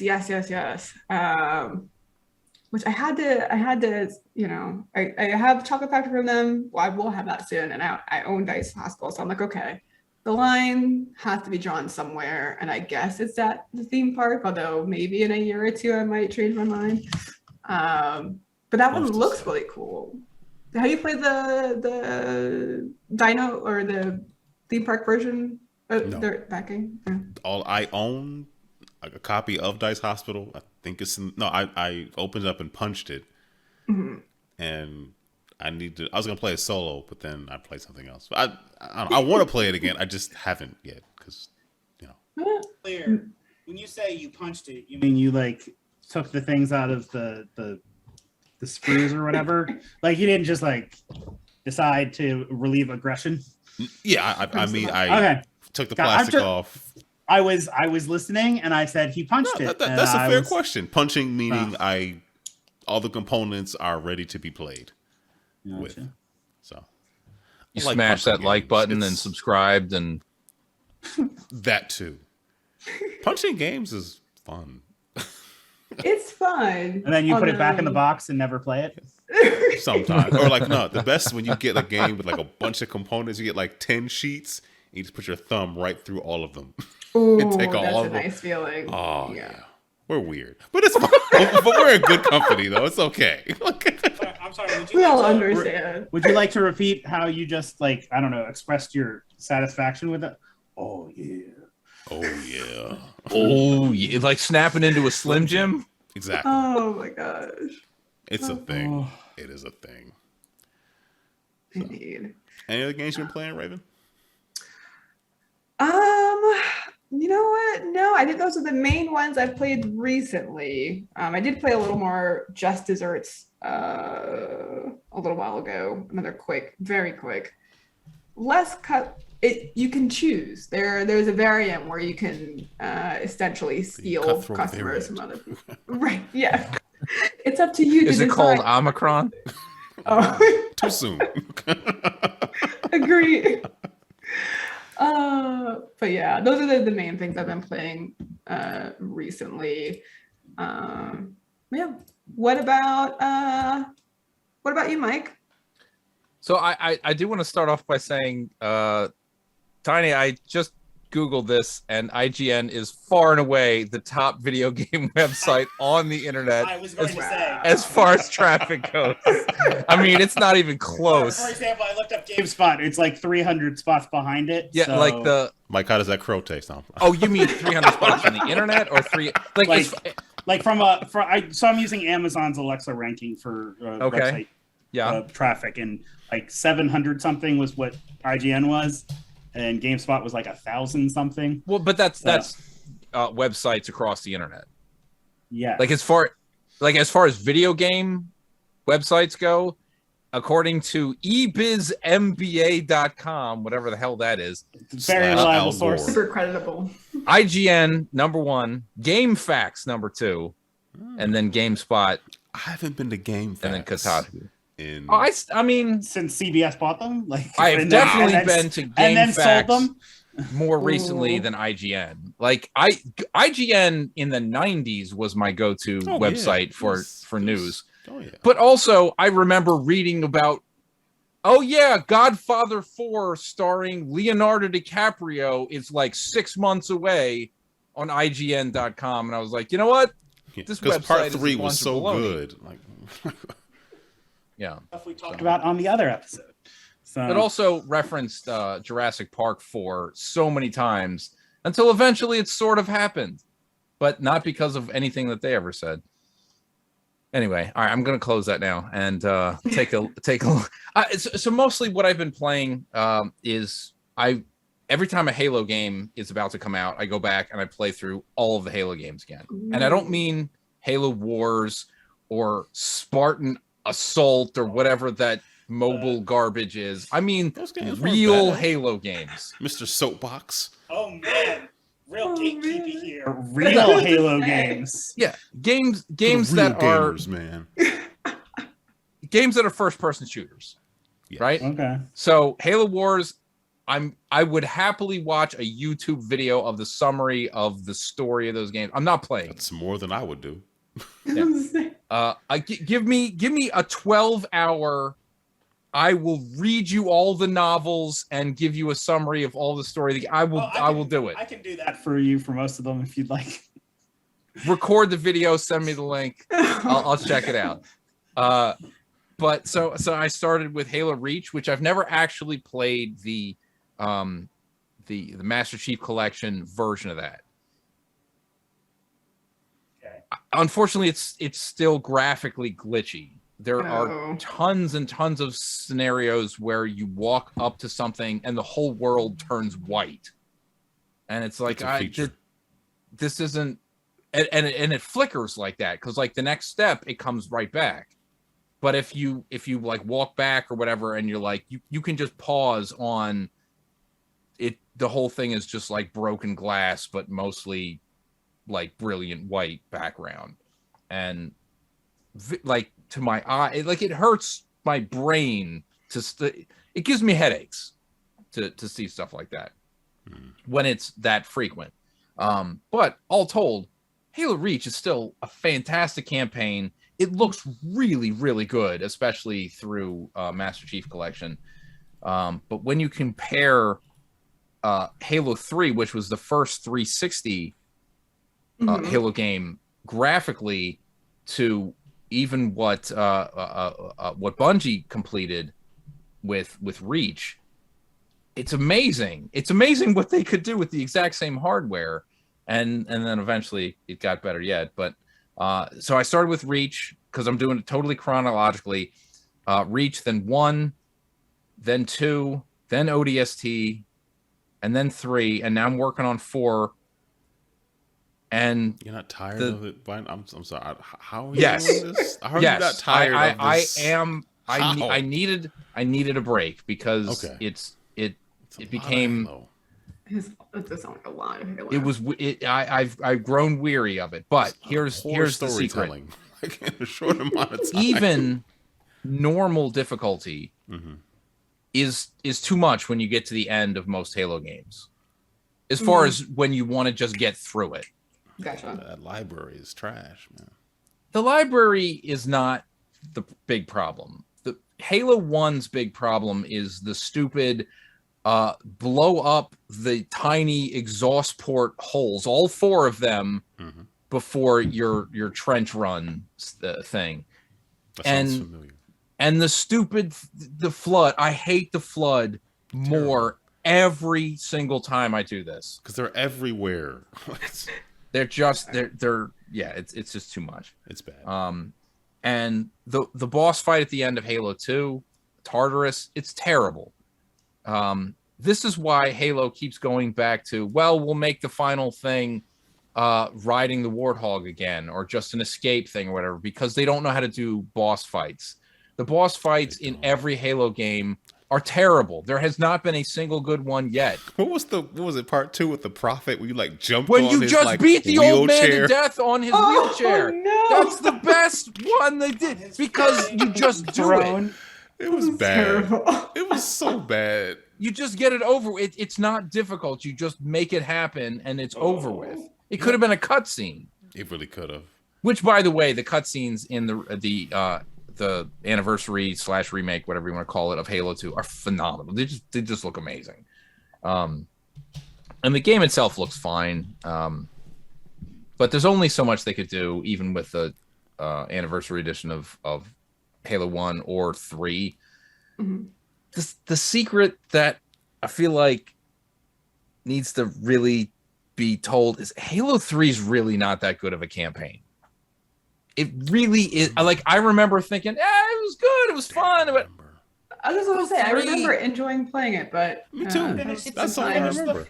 You finished the fight. What was the first game that had the skulls in it that you could find and unlock different cheats? That was 3, right? The first one that I know of is 3. If there was anything like that in 2 or 1, I was I don't obsessed know. with finding those skulls. I would go to IGN, I think we mentioned earlier, But- and I would watch the videos for how to Like find those skulls. all of the Halo games have too much problem, at least what I played so far, of, well, we got to reuse some assets. We got to make you sort of, not backtrack, but you go to the same place again. If only there was $1 billion corporation like that was funding these games. Well, I don't think it's a funding thing. I think in the earlier games, it was more of a memory thing. You need to, go back to the, I don't know. I don't know. But the problem with Halo 3 is it's sort of like, well, okay, so what do? We start off, find the Master Chief, and, he fell out of he re-entered orbit with nothing. I don't know why he's still alive. Like this. I would say that He's done that several times already now. I guess, but they thought he was dead, and then he wasn't, and then the game starts. But then it becomes, okay, all right, hey, level 1, we're gonna go back to the base. Okay, next level, we got to defend the base. Okay, next level is right outside of the base. There's a threat we got to get. Oh, okay. Are we gonna do anything in this game? Yeah, eventually we're gonna go to somewhere and we're gonna do a thing. Oh, there's more Halo rings, by the way, in case you didn't know, because this game's called Halo. So we have to have more of the Halo rings. So it's just, hey, it's out there or whatever. I just kept going, when are we gonna get to the good part? And then it just sort of never happens. And then That's what I said, you finish off with like a semi-memorable Warthog run. I mean, it's kind of fun. I kind of enjoy it a little bit more than the Warthog run at the end of Halo 1, because there aren't, like, the big problem with the Warthog run at the end of Halo 1 is there's a lot of stuff that kills your momentum. Like, you have to stop because there's a stupid ramp or like a bump in the road or something you have to go around. Whereas the Warthog run at the end of Halo 3, you just have to not fall through any holes in the disintegrating floor on your way. And make sure you don't lose your Warthog, because if you do, you can't make it over the final jump and then you're just dead. But I mean, it's okay. It's fine. It was okay. But Halo 4 looks so much better than Halo 3. It's just I'm staring at it going, I can't believe this was on the same console. I do remember looking at 4 and just being kind of blown away. I mean, I do remember that. I was like, wow, this is I'm only impressive. 3 or so levels into it, but I like it's a little bit fresh from my memory because it's a much newer game. But even that's, I think we're talking like 10 years since Halo 4. Yeah, probably. So it's been a long time, but I don't know. The problem with Halo 4 is the enemies aren't interesting. Like, there's like 4 types of them. Yeah. No, they're not. There's the dog. There's the knight.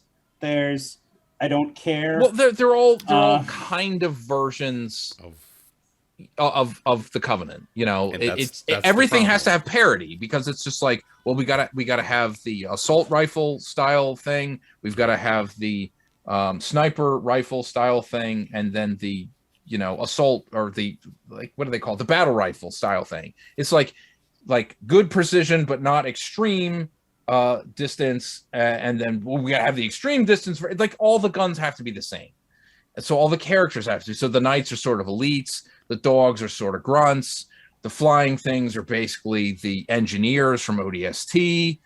I mean, there's nothing really different about any of it.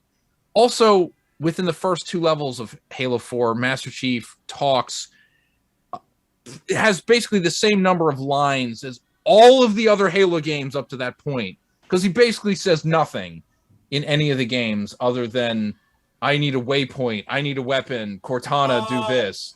Permission to leave the station? Why, Master Chief? I mean, give the Covenant back their bomb. Yeah, the best rare line. Right, it's the best line because he says like 5 things from Halo 2.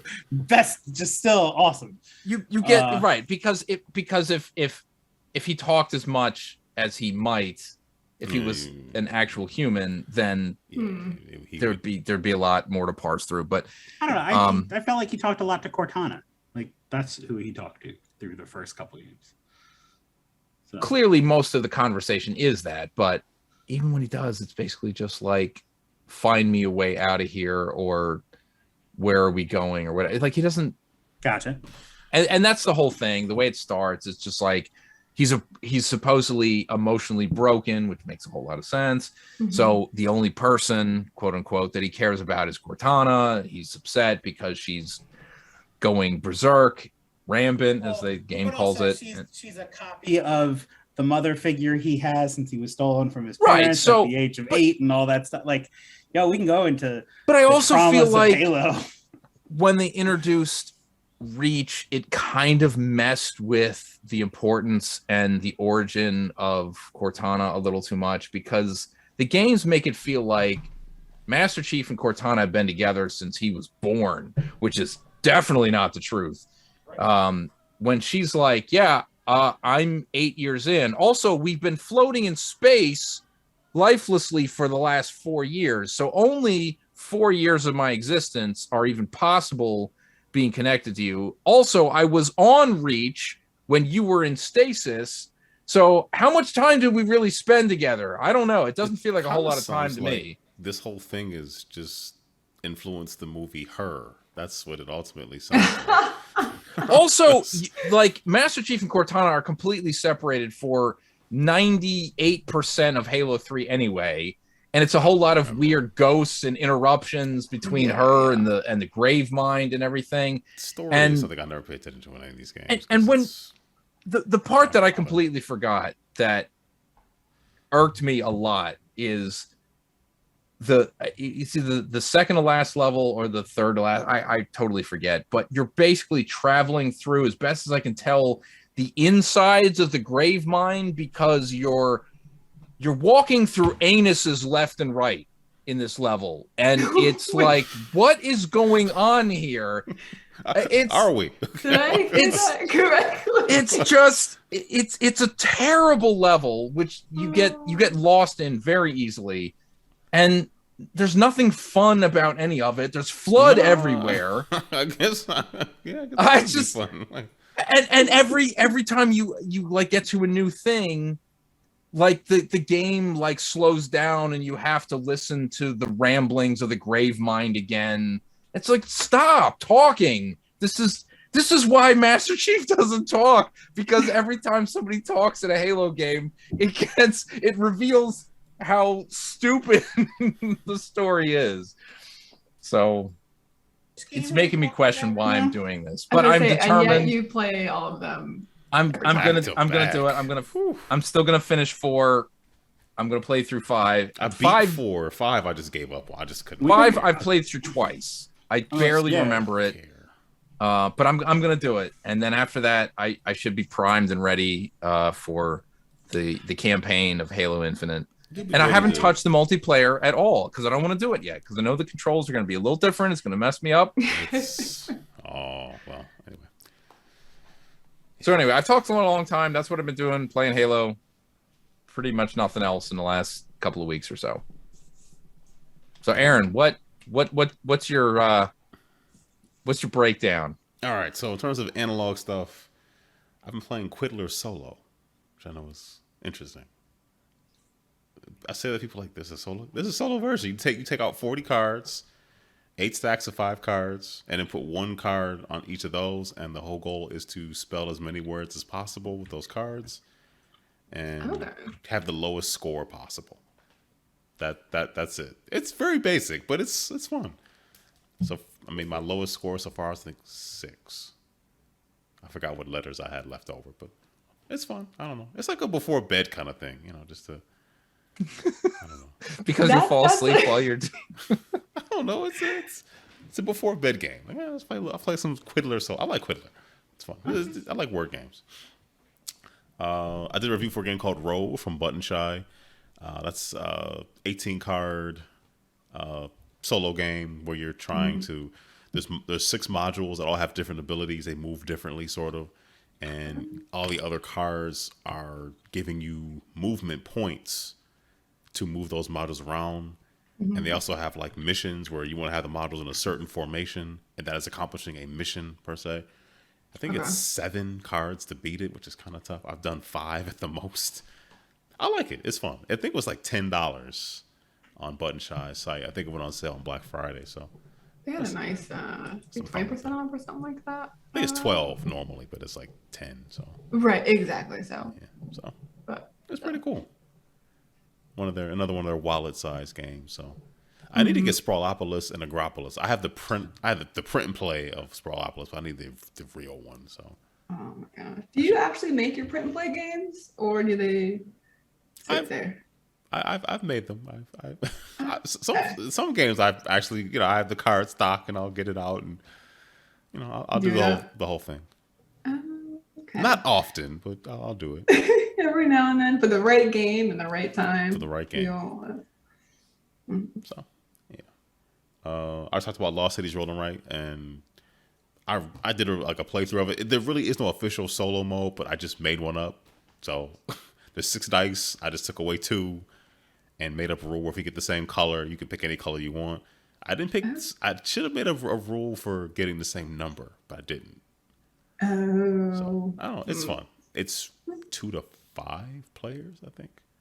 You could really play more if you wanted to, I guess. I don't know. You can probably play as many as you want, honestly. You have to tweak a little bit, but I don't know. I like it. It's I'll make it work. Play some Cascadia solo. You play Cascadia? I haven't played. It looks absolutely breathtaking, and it's on my to play list. It is a lot of fun. It's pretty light though, but I shouldn't say light. It's mechanically it's fairly simple, but in terms of the competitive nature of it, it gets rough. I mean, if you're not getting the right animals and the right habitats, it can be pretty. Gotcha. I like that one a lot. Enchanted Plumes, the game with the peacocks, where you're trying to build different peacocks to score. The designer made an official solo mode for it, where you just basically get rid of cards to choose from. Okay. It's tough, but I like it. Where are you playing that right now? Oh, I have the physical. Okay. So all these are physical games that I own. But no, that's a good one. I thought if you want to try it out, I'll throw it in my bag and we have some time we could try it while we're there. But we'll be surrounded by so many things. It's like, I know. I know I said I wanted to play this game, but there's 4 games I've never heard of over there. Exactly. Look at those dice. Exactly.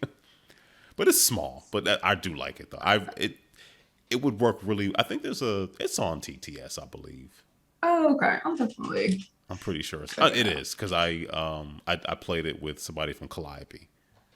Okay. For launch. So yeah, it is on TTS. And in terms of analog stuff, I played some Vinyl Season's Greetings. You ever play Vinyl from Talon Strikes? I haven't played it, but I've seen it and the different, because there are a couple different expansions out. And different genres of music. Mm-hmm. This one is very different. Like the regular Vinyl has like the big, huge board where you're doing the worker placement, you're moving around. The Christmas theme one, basically you're building like 12 cars make up a tree, and you're trying to do set collection to match different icons on the albums versus matching the gift tags. It's a lot of fun. So I'll probably put the review up for that tomorrow, and it'll be on sale at Talent Strike's booth at PAX as well. Which awesome. I'll check them out. So I don't know. That's the analog stuff I play. In terms of video game stuff, I've been playing a ton of Halo Infinite multiplayer. I am not good at it, but it's making me feel like Halo 2 and 3 again. Well, I guess Halo 3. It's bringing back those. Like, I've seen people on Twitter. This is anecdotal, but people actually exchange gamer tags. When was the last time you asked anybody what their gamer tag was? Never. Exactly. 15 years ago, 20 years It's been a while. I don't know. Yeah. It's another gamer tag, but Animal Crossing is kind of a big deal. Okay, yeah, you're right. Animal Crossing is analogous to that kind of thing. But there's no headshots in Animal Crossing, at least not yet. So we can only hope. So I'm playing a ton of it. I know there's been a lot of complaints about the progression of the battle pass. I don't really understand battle passes. I never buy that kind of stuff. But I do know that they barely give you any points. Like you don't really get points for doing well. You kind of get points for like, and they've tweaked it since for just playing online. But they've done better about giving you more. I think the first match you play, you get like 300, then 200, then 1. So you can basically play 6 matches and go up a level in a day. Which is... But like it seems like the thing that people have a problem with is that they have lost the customization element that other Halos had because this will be free to play. So like, there's truth to that statement. You don't have the plethora of different like all armor the types symbols and yeah. Or like I can That's mix true. the recruit helmet with the recon armor, or blah blah blah. So yeah, that stuff is, and then half the stuff that I unlock, I didn't buy the battle pass, so it's like only unlock with battle pass. Like, well, okay. You could have this if you bought the battle pass. Gave us money. I'm like, I don't know. I've been playing so much for like I'm actually winning matches now, or I'm the winning team, I should say. So I'm like, oh, maybe I'm getting better. I'm like, man, I'm getting more headshots. So I've been playing enough for like it's starting to come back. So. For me, I mean, I know I don't play on the level you all play on, but I've been holding my own, so I'll take it. What else? Play some Ember on Xbox, the goofy firefighter game where you're trying to go in and put out the fire. Well, you're trying to go in and rescue people, but then you can replay levels and like you're playing like to damage as little of the building as possible, or to pick up certain items that are in the buildings or in the homes. Okay. It's fun. As a video, I was kind of overdue for a bunch of videos for games. I put up like 8 the other day. So I put up 2 Cotton videos, Cotton 100%, old shoot 'em up, and then Panorama Cotton. Put videos for that. Panorama Cotton is like, I guess, a Space Harrier meets Cotton. I don't know. You're flying into the screen. It's interesting. What else? The boxing game based on Rocky and Creed, big boxing Creed champions. Okay. I put up a video for that. It's not that great. It could be better. You button mash. When did that come out? Like a month ago, maybe. Oh. Now the same developer put out a really good VR boxing game. I have it on PSVR. Really good. Mm-hmm. This is not that game.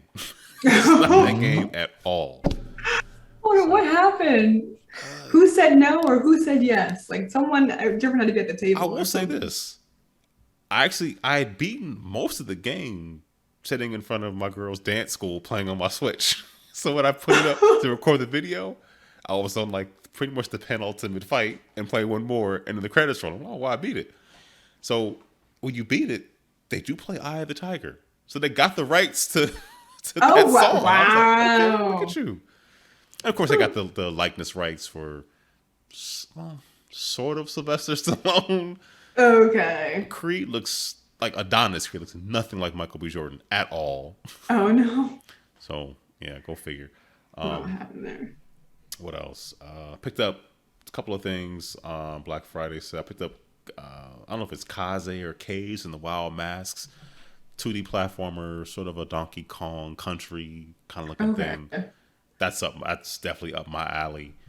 And there was a game. What is the name of it? I've been playing it on the Xbox. It's based on some cartoon property that it's like Huba. I can't think of the name. It's like Huba Marsupialati or something. What? It's something like that. It's some cartoon that people elsewhere know really well. These three long-tailed. I guess they're I feel like marsupial is somewhere in the name. Are they marsupials? But I didn't see any pouches, so I don't know how. Anyway, it's a 2D platform, 2.5D platformer. It does nothing special, but the colors are bright. It controls well, and it's just a ton of fun. You're just collecting just junk, jumping around, and that's all I need. Like just jump around and collect crap. I'm all set. Good time to me. Exactly. I love platformers, so I was like, "This is fan. I like this game." I wish I remembered the name. I had written it down. That would have been great. And I guess the last two things I did play. I went back and I've not played Metroid Dread at all, but I did go back and beat Zero Mission, which is really good. I enjoyed Zero Mission. Well, okay, when I say beat, I mean got up to Mother Brain and realized I didn't have nearly enough missiles or enough energy tanks, and went, I can YouTube the actual ending of this game. Right there. So when you said beat, That counts you mean too? didn't finish? Yes. Okay, just checking. Gotcha. I mean, you could have just watched the YouTube video of the entire game and saved a couple hours or something. But it was good. I tried to go back and play the remake of Metroid 2. I can't do it. The circle pad just doesn't work. So I'm going to have to emulate it. I had thrown it onto an emulator because you can run it pretty well in Citra and then use like a, Xbox controller or whatever. I got to do that because I cannot use a circle pad for that thing. It's just can't do it. And I kind of gave up on that and then jumped into Super Metroid. So I've been trying to run through Super Metroid. So, and I did put it on RetroArch and turn on achievements. That was kind of cool to like see achievements in a Nintendo game. So, and last thing, they sent me a key for Shovel Knight Pocket Dungeon on Steam, and I started playing that. And I love Shovel Knight. I actually need to open the board game up at some point and play it. But I'm a big fan of Shovel Knight. Love the games. I knew it was different. This is like more of a puzzle aspect where stuff is falling down, and you're trying to like basically get like items to touch each other, and then when you beat them, when you like smash them with your shovel, you eliminate more items if they're all the same thing. I'm not really good at it. I can tell it's gonna kind of take that mechanic and really ramp it up to something that seems like, oh, this is just put these three things together, hit them with your shovel, they disappear. No, you want to like really combo it up in order to do well. Okay. Apparently, it's a pretty long game. The email, they're like, we have a Discord of people who are playing it, and you can talk to other people who are playing it, and not break the embargo. And some people are 25 hours in. I'm like, that's a lot of time for not to be jumping around swinging the shovel, but whatever. It seems pretty neat. So anyway, that's it for me. How about you, Tiny? I mean, I'll be completely honest. I think the only thing I've really been playing is Pokemon Brilliant Diamond, which is the remake of Diamond on Switch. And I still haven't gotten to the first gym. So just kind of slowly playing through it. So aside from that, but I mean, yeah. So I mean, hey, it's Pokemon. It's a remake of an old Pokemon game. So like, I don't know. It's fun on the Switch. So what are the major complaints that people have for it? Because I know there have to be some. They don't like the chibi art. I mean, the people that hate Pokemon most are Pokemon fans. So they should. So like the overworld is like very chibi art style. Like everyone is very short with big heads and whatnot, which is different than the original. So bad. So anyway, I mean, I don't know. I'm having fun with it. Other than that, I guess I think we talked about it on the other show. I did end up also picking up an OLED Switch so that I can give my nephews my old Switch. Look at you giving back, paying it forward. So Bringing new ones into the fold. Hey, Uncle Tiny or whatever is allowed to finally give video games to his nephews. So this But not the new ones. You give them the old ones and keep the new ones for yourself. Here's Mortal Kombat. Don't tell. I don't know if it's going to come out of the dock, so like the new one isn't really necessary. So I'll get that one and like Mario Kart and a bunch of games with it, and they will enjoy it. So no Mortal Kombat. Is that what it is? I mean, I would give them Mortal Kombat, but I think my sister would probably. Why is it just her? Why is it just her, or is your brother-in-law too, or? No, again, it's more at least my older nephew can be a real jerk when you try to get him off the tablet or whatnot. So they just didn't want. So he's a child in this age. Got it. Yes, yes. So like, they've had my Wii U, one of my Wii U's for the past year. I sent it down at the beginning of COVID, and they play occasionally. But like my younger nephew gets distracted by shiny objects, and then he doesn't finish the Mario Kart stage or whatever, or he goes the opposite direction. And in the Wii U version of that game, it doesn't like drive for you if you're doing poorly. In the Switch version, yeah, it does. You can turn that on and whatnot. So, so yeah. I mean, I don't know. I also sold another Switch to my coworker. Like, not the idea of getting a Switch because I showed him the Labo stuff. And you just got Switches. Which color do you want? Okay. Like, can you sell me one? This is my job during the holidays. When my coworkers have questions, I answer their question. Like, yeah, we can go through this. How do you want to do this? What do you like? He was really interested in all the all the cardboard stuff. He's like, wait, can I 3D print this? I'm like, you could. You can 3D print a lot of things. You know? Exactly. So like, you can make that robot backpack that you need for that. So yeah, I mean, yeah, because he's going to do that anyway. I mean, aside from that, I did play some Halo, and I have also been enjoying it. There are new weapons that I think you have to watch YouTube videos on to understand how they work. Yeah, I don't get it either. But did you play that Fiesta thing they did this weekend? I did not. Oh, it was so good. They would just drop you into a level and just give you two random weapons. Slayer, go. It was a blast. I just got a handwritten note from my youngest, and she walked away, so I can't really respond because she walked away. You have to check yes or no. Like, is it like, can I have a cookie? Yes, I will put yes your clothes in the washing machine. She didn't say to start it. She just wants them in the wash. I can put clothes in the washing machine. She didn't want starting it. So sure. Specificity wasn't detailed. Exactly. Wasn't detailed enough. Pile it over. Don't even close it. Like one day I heard, could you put my clothes in the dryer? Yes. I put them in the dryer. You didn't say they weren't starting. I'm capable of doing that. So, I am kidding. Anyway, so that's really. I mean, otherwise, I can't think of anything too exciting. So yeah, let's wrap this up. Yeah, I guess I only put down one little piece of news. I couldn't remember everything that was going on. Is apparently Microsoft says 20 to 30% of people like playing games on the xCloud are using touch controls. If they're just playing on their phone, no, I'm not shocked by it. I wouldn't carry a controller around. That seems like a really I got you. 20 either 20 or 30? That seems really high for people. 20%. That I've tried the touch controls on. I think I actually did try the one they always show you is Minecraft Dungeon. I cannot imagine playing that for more than 5 minutes on a touch screen. I just can't. But like the quota is 20% of our Xbox Cloud gaming users use touch as their exclusive method of playing games. I've only turned on Xbox gaming, cloud gaming once, and I didn't have a controller hooked up. So I guess I fell into that group, like, because it's not like you're part of the problem, is what you're saying. Got it. Whatever. Like I'm writing your name down. That's fine. So I'm not shocked. It's hey, this thing on your phone. Oh, I used the remote play features. I was at my parents' house playing Halo, via I use that thing all the time. Your parents enjoyed your visit, so.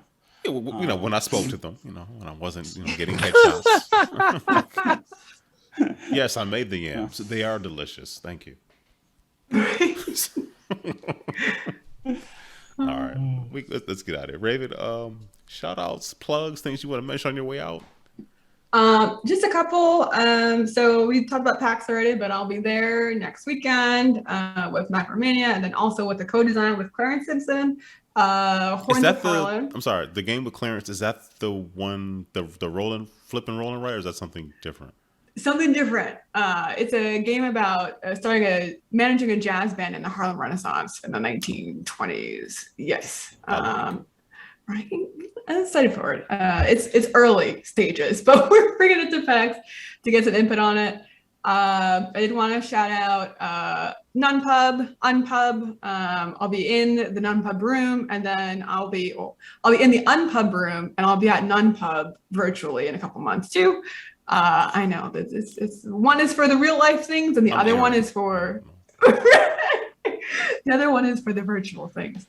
And tabletop mentorship program, as well as the IGDN scholarship sponsorship. There we go. Both of those kind of really helped me get a start in the game design world, and even like Clarence, my co-designer, was my first mentor a year ago, and we've come a long way. I feel like I've learned a lot of things, and I've also been able to mentor some other designers, and there are just some really great things to get involved in. And so thank you to all of those things and organizations and people. It's been great. Looking forward to hopefully many more years of future collaborations and all that jazz. And thank you for having me on this show. Oh, thank you for indulging me. I kept bugging you over months. Can you do it now? Are you still busy? Are you the stars finally aligned, right? How many boxes? Never know. Back? And shout out to Clarence. He was nice enough to send me a copy of Merchants of Magic. I look forward to getting into that. So yes, mine's in Alabama. I couldn't all the moving, and so it went to my parents' house, and I can't wait till Christmas. I'm getting to pick up so many games from them, including that one. I wanted Clarence to sign mine, so maybe he can sign a piece of paper, and I'll tape it on the inside of my Merchants. He's your mentor.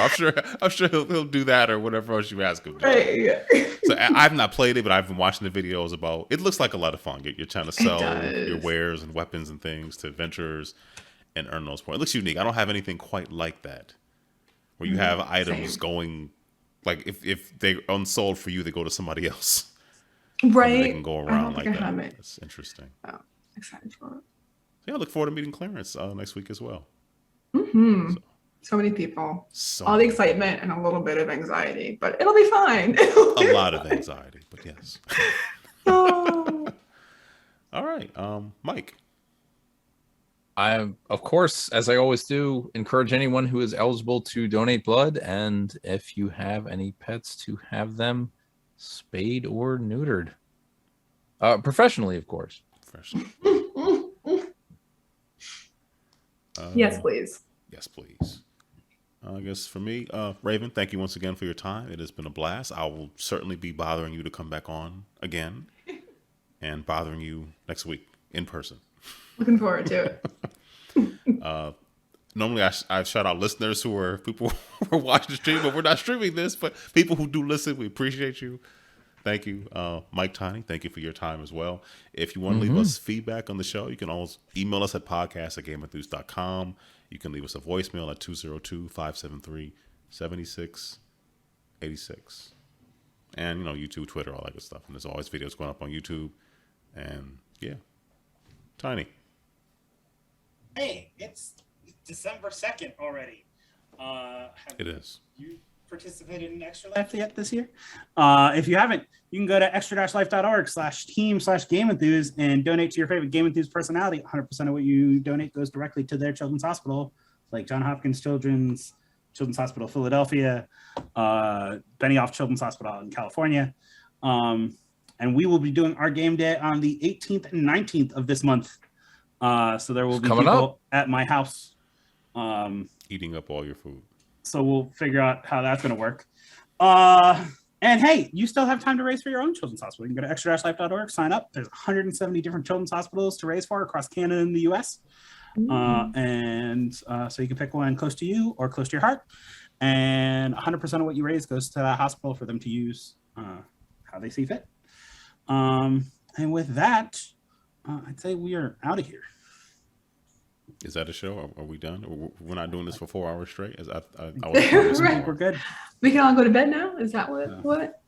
Yeah, Or should go to bed now. Will we go to bed? That's a different. That's a difference. There's games to Yeah, play. East Coast bedtime is here. It is drawn nigh. I need some eggnog. I want eggnog, but I don't have any eggnog. Tis the season, which See, you don't partake in the real eggnog, so It's I don't real even know enough to what you're me. like what advantage is there of drinking like It grocery tastes store good. eggnog Like, what, but it doesn't put you to sleep. That's the whole point. I didn't realize that was do you make it from scratch with the actual egg whites? who? Beer. Or is it just a lot Mike. of alcohol? Oh, I'm talking about it's got to have alcohol. Oh, the in it original at this hour eggnog. to put you to sleep. Okay. Because like if you get the stuff that's nothing but sugar and milk, It's you might delicious. as like who cares? That just makes me awake. What do you have against deliciousness? What I have against sugar and keeping me up at night is I need to go to sleep now.